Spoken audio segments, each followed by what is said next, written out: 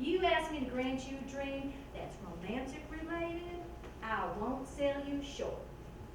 The lifetime guarantee goes for both of you. None of this tragic love's cut short when your sweetie gets hit by a Mack truck the next morning when she runs out to get you eggs to make you breakfast. Double D's, we don't double deal. Last call, jeez. It's later than I thought. Time to cut to the chase, lover. What's your temptation? Make a decision. Fulfill your fantasies. Tell me your dream, and I'll make it come true. No limits, no exceptions. What's it gonna be, boy? Well, damn you to hell, buddy. I never expected that. Why'd you have to go and do that? Still, a deal is a deal. You want all dream demons banished from the earth forever? That's what you get. Even if it means spoiling the party for everyone. I wouldn't have guessed you to be such the sanctimonious type. Not from the way you look at it, gal. Go ahead. Let your gaze wander all over my body. I don't mind a few minutes of wanton admiration. After all, I'm not in a hurry to go where I'm going. Where you sent me. Take a good hard look. Because I'm the last double D you'll ever see. That anybody will ever see. Well, at least until you join us in hell. We both have that to look forward to. And if you think double D's are imaginative and making dreams come true, just wait till you see what we do with nightmares. After all, there's a whole army of us with nothing to do for eternity but think of ways to torture you. You better settle up your tab with the barkeep now, hon. We'll settle up later.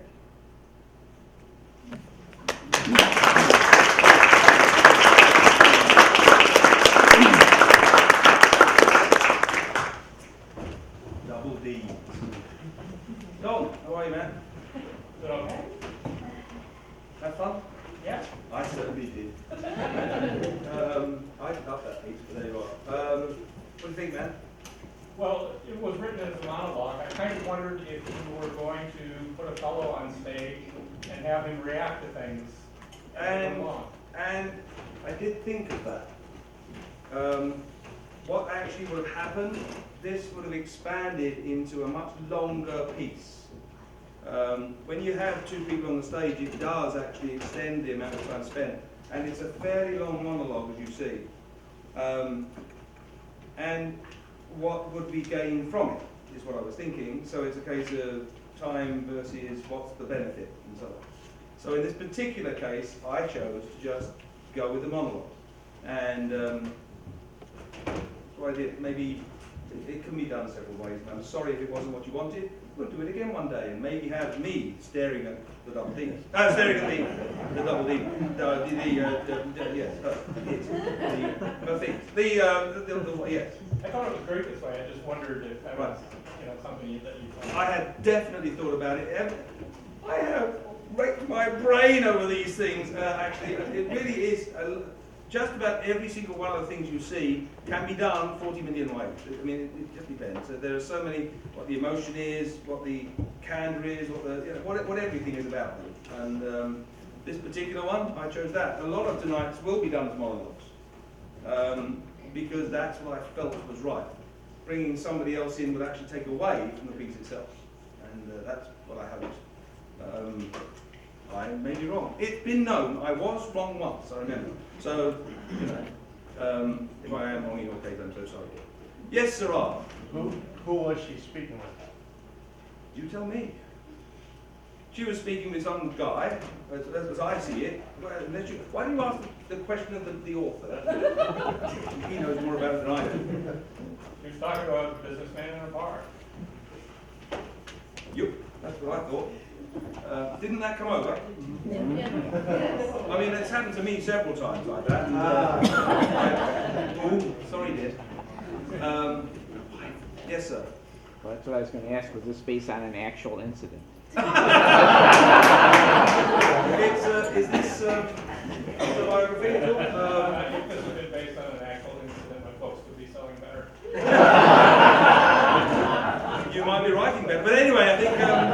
Not at all. That's right. It's beautiful. Anything else? Yeah, I have one thing that I wanted to see that other person. You mentioned that, and I would almost want to see it written with a little bit of extra from that other person. Because I feel like, at least during the majority of it, the person who you don't see has the most at stake. That's how I felt watching it. But I would love to see the reactions and the interplay between them as opposed to just as a monologue. But I like it. Okay. What do you want? Oh, I mean, sorry. It's, Well, no, I wanted to thank how it was done. I think it gave a chance for the actress to show her acting chops by I wondered what you were going to say then. I really. But so she allowed the actress to show how she can draw that. It's something that Bob Newhart does in these monologues. Yeah. Where it's up. So- And she did it once. Yeah. She was great. I liked what she did. And Don does have books for sale. Yeah, there's a lot of books out there. He doesn't want to take them home, so go and buy some. Yes. That's Steve Delaney, everyone. He's a friend of mine. He was. Anything else? He writes as well, by the way. Anything else? Any questions? No? Thank you for great feedback. That was wonderful. I shall now leave. The next one's great. Just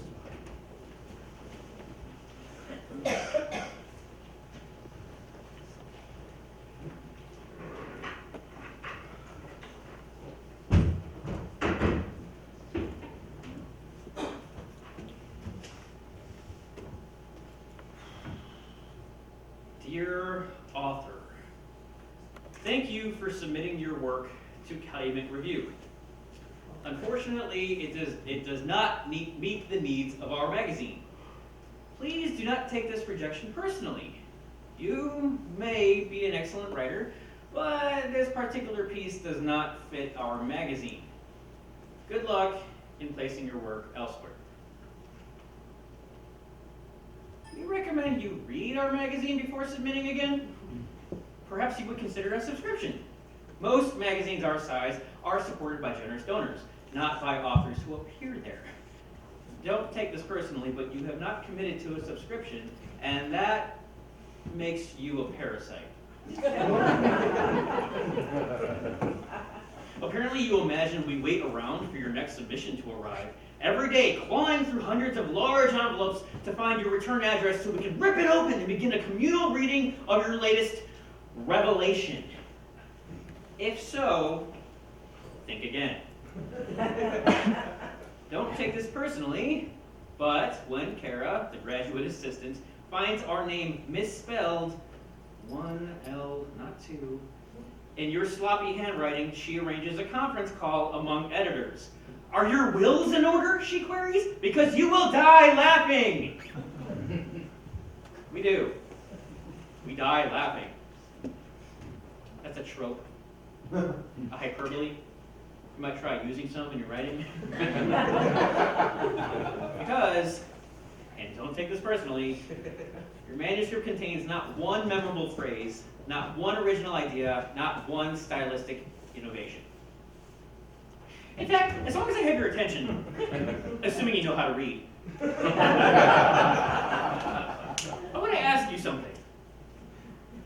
Do you own any contemporary fiction, poetry, or nonfiction books? Have you ever opened anything other than Where's Waldo? Are you aware the New Yorker is something more than a Big Apple resident? Again, don't take this personally, but your plot couldn't keep a vampire awake at a necking party. And Deus Ex Machina went out with Dickens. But why are we wasting time telling you all this when you couldn't write anything more convincing than a grocery list? We don't know.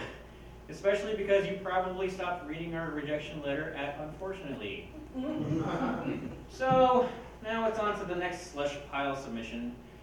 Don't take this personally, but I look forward to whatever crosses my lap after yours, because I know more surely than my wife will want to eat out tonight that it will be an improvement. Sincerely yours, Malcolm Joy Goodfellow.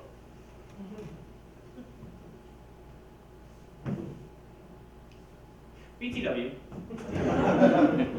Don't take this personally, but if you really want our advice, here it is. stop writing. Or kill yourself. At the very least, don't send anything else. Anywhere. To anyone. Save postage, paper, and time. Also, your manuscript arrived without an SASE, so this letter will not be mailed. Naturally, you thought we would accept your work and you would call you with good news. Don't take this personally, but you're delusional. Seek help, but not here. Oh, one last thing. The editorial staff pulled our resources and came up with a postage to send your submission back to you, as we didn't want it in our shredder.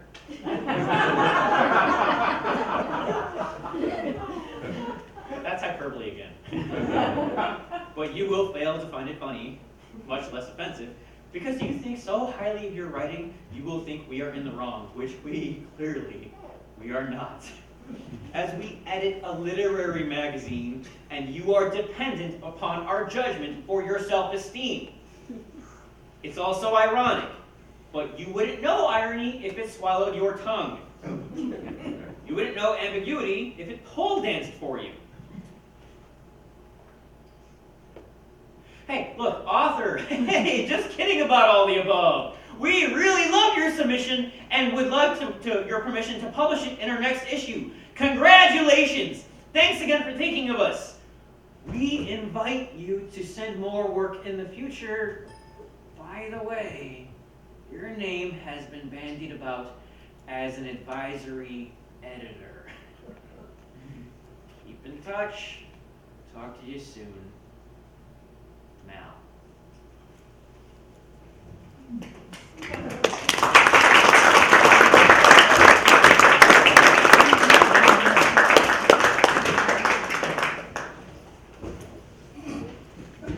Did that hit home?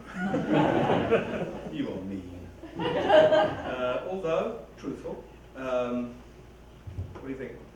It was great. I loved where he paused and gave accent to the right things. It was wonderful. I've read many of those letters myself. We could tell. That I hope is something that us actors can do, and which is why a reading done by the author isn't often necessarily giving the piece of work the benefits it deserves. And to be quite honest, we are trained to do that. That's what we do. Now, that particular person, who is a dear friend of mine, is magnificent at doing this stuff. And every one of the actors up here, I would trust with my life on the stage, nowhere else. And that's, I can tell you, praise indeed. Another one there who saved me several times. We won't talk about it in public. Right, anything else, Rich? Sometimes the author is the last person to read his work because he's too close to Absolutely. it. This was actually a great piece. We loved it, and I can tell you that the archers are all standing outside laughing their heads off. They've now gone to cry. I don't know what you're laughing at. I mean it. Right. Is there any questions for Richard here? Anybody? You're all frightened of him. Come in. No? Excellent job, and thank you. Okay, let's do a bit of rabbit, shall we?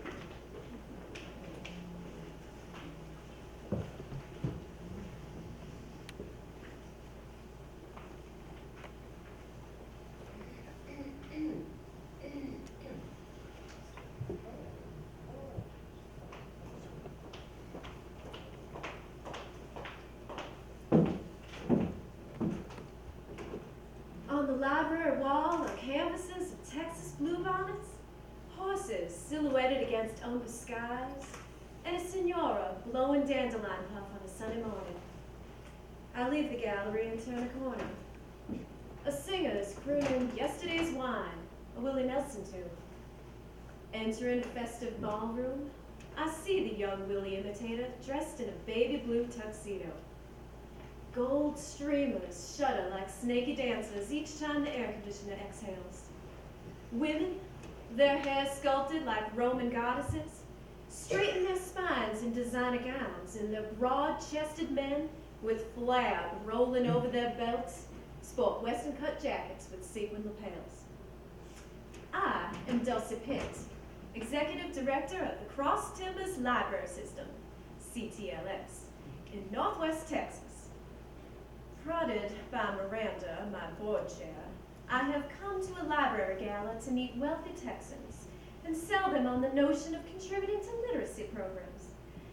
I'd rather apply for grants because I don't choose well, but here I am in my navy blue dress and rope of faux pearls. On the way to our table, Miranda introduces me to a state congresswoman in a white pantsuit, whom I am supposed to adulate, even though she belongs to the political party that consistently cuts library funding. I override my Presbyterian conscience when I say how much I admire her and follow Miranda through the crowd. She finds our table overlaid with white linen and set with pale orchid china and a half-yard of silverware. My napkin has been fashioned into a swan. I pull its tail feather, spread it across my lap, and discreetly look around. Miranda's mentor bunny, heiress to a South Texas ranch spanning 6 counties, sits directly across from me and stares at the empty chair on my right. It crosses my mind that whoever sits there must be important. Then I'm distracted by a beautiful red-headed woman in a pale green dress on the far side of the table. Can it be Greer Gosson? Gosson married a Texas oil man and lives in Dallas. If the lady is Gosson, she is still gorgeous. She must be nearly 90 now. Well, whoever she is very drunk. She tips over her water glass and away it comes to mop up. I feel sad remembering Gosson as noble Mrs. Miniver, thwarting a wounded Nazi in the kitchen. A large, shaggy shadow passes overhead. The man Bunny was waiting for sits next to me. He is about 6'5" tall, elderly, and wears a suit much too big for his frame. He mutters his name, which I don't catch, and says he's a retired dentist, a driller. That's Texan for oil man. He gives me the once-over, reaches a long arm across my plate, and begins pawing my butter knife. I'm stunned. He and I lock eyes. His are pale and watery. Do you know Kokopelli? He asks in a soft voice. Often he's depicted with a large phallus. I don't reply. He rubs the bowl of my teaspoon. Perhaps you don't know who he is, he says indulgently. He's a Mesoamerican humpback fertility god, particularly venerated by southwestern Native American tribes. I try for a light tone. Well, I've seen pictures. The driller eyes me. He moves from his teaspoon to my dessert fork. Moistening his lips, he fondles each time and tells me more about Kokopelli. He's a piper. He wears a feathered headdress. He can be seen on the full moon as Asians see a rabbit. The driller's long shank presses against mine under the tables. I move my leg. He finds my again. I kick his ankle. He makes no sound. Kokopelli is more like Pan, the great reveler, he says. Then, with lightning speed, he lunges across my upper torso and passionately strokes my dinner fork. He's quite a fellow, he pants. Carries newborns in his hump. When women hear his flute, they flee to the desert. I shove my chair away from the table. He yanks it back, nudging my bosom, and then reaches for my dinner knife and rubs it feverishly. His eyelashes flutter. Kokopelli rapes, but the women enjoy his attention. He pleasures himself in the process, you know. Then he leans back in his chair and takes a deep breath. I can't believe that my dinner companions are ignoring the driller's behavior, but they appear to be in another world, speaking in small, quiet dabs of conversation, not looking my way. But apparently Bunny has been watching. At this point, Miranda leads toward me and hisses a warning. Bunny is playing matchmaker for the redhead and the driller, and he's paying much due attention to me. I should leave the table, find a cab, and go home. I had considered it when the driller touched my butter knife, but Miranda, who along with 8 other people was my boss and would have been offended. Warily, I look at the driller. Except for my soup spoon, he has violated all of my silverware. He and I stare at the pristine action. He turns his back. Last year, he says to my table mates in an elegant tone, I hunted tigers in Tanzania. Truly, replies Bunny's husband. In November, Bunny and I went to Cambodia to see the Irrawaddy dolphins. Jim and I vacationed in Kenya, offers Miranda, on safari, you know. The band plays Smoke It's in Your Eyes. A streamer breaks free and floats down, draping the driller's shoulders in gold.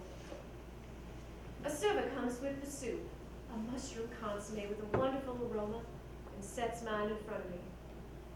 I take a sip with my undefiled spoon and clean the rest of my silverware with a sanitizing toilette I carry in my purse.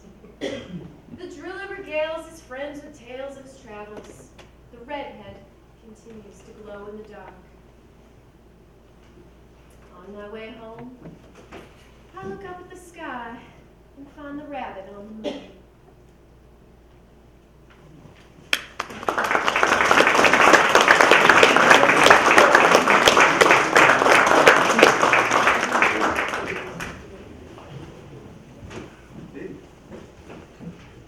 How was it? It was very good. Is it what you were expecting? I hadn't expected the Texas accent, but that was great. I didn't see why it was done that way. Yeah. And that was discussed. It was like, where should we do this? Yeah. And she came up with that. Most of these pieces, I allowed or let the acts do what they wanted to do with them, with a bit of cajoling, if you will, if you like. That actually is my direction style. I like to sort of let the actors that I pick do the job. That's why I pick them. So, anyway, that's fine. Anything else you'd like to say about it? No, I was very pleased. It's the first time that I've seen my work done, and it was. I'm really happy for the interpretation. Here's a strange thing. There was about 5 of our actors standing out there, and we were actually giggling our heads off. And yet you lot, like this. Because it was really funny at the time. Have you ever had somebody reach across your torso and grab your tines on your fork and defile them? Because I'm going to try it next time I'm out, see what happens. Apparently you just sit there and say, okay, well, that's what happened. You like the fork, the spoon? I did mean it to be funny. You did? Oh, yeah. And we were laughing, as I said, we really were. In fact, Yeah. I have to say, the majority of these pieces, with the actors in the audience, and I think Randy will attest to this, and I'm sure the film will show you, the actors in the audience were rolling about on the floor. It was so funny. This particular piece is one of those. It's funny. And yet, trying to get you guys to actually crack a smile is like trying to get a lot of money out of me. So, hello dear, how are you? Would you like to ask a question? Yeah, this is kind of sort of off the cuff observation, maybe because both of the pieces were in close proximity, Double D, and this one was a little too much of the same exploitative sort of sexist scenario. I don't automatically attach that to a sexist accent, but I think in some of the feminist literature there's a prejudice against the South or the Far East or whatever in terms of stereotypes. I couldn't. Any statements on that? What she said was, I couldn't hear a word. you couldn't hear a word. Ooh, how would I repeat that? What was said was, she thinks that perhaps these 2 pieces in close proximity, Double D and this one, was a little too much of the sexist type of material. That was not that she attaches anything to the Texan accent from the sexist side, but there is a lot of literature that says that there is that, right? And she thinks that might be one of the reasons, and I'm just trying to stand here and say, huh? I can assure you, from my point of view, there was zero thought of any sexism in that particular piece. Yeah. It was a case of fun, pure and utter. Look, if you're going to throw things around, now come on. I mean, I know I got to you, but there's no need to do that sort of thing. There's a mop outside. Get on your feet and do it.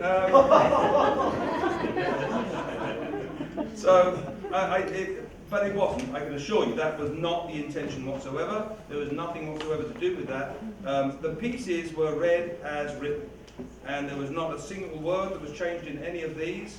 They were just, that's how they were. Now, I actually didn't feel sexism, that wasn't the issue, not what I was into at all. I literally just had what we were given, and I put them on the stage. And if we offend anyone, tough. No, I mean... tough, yeah. No, I'm so sorry, but c'est la vie, as they say in Chinese. That's not Chinese, it's Japanese. So you know, it's the way it is. We like to do as we can, and we hope we gave it as much of, you know, respect as you expected it Oh, to. I'm pleased, I'm very pleased. Oh, you can come again. Oh, yes. Ms. Bingle. In defense of the audience, I was laughing on the inside, but Yeah.